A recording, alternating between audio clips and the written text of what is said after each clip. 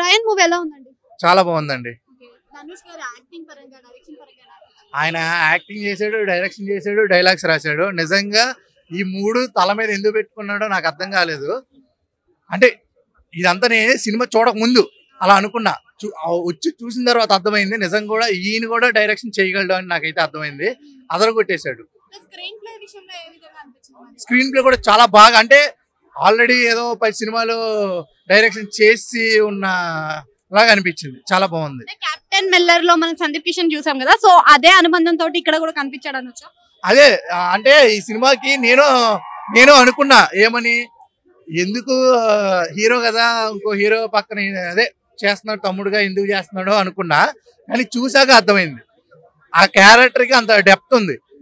ధనుష్ కూడా లేని ఒక సాంగ్ మన సందీప్ కిషన్ ఉంది, అంటే అంత హీరో లెవెల్లో ఉంది కాబట్టి ఆయన ఒప్పుకున్నాడు. సినిమా కూడా అంత హీరో లెవెల్లోనే ఉంది.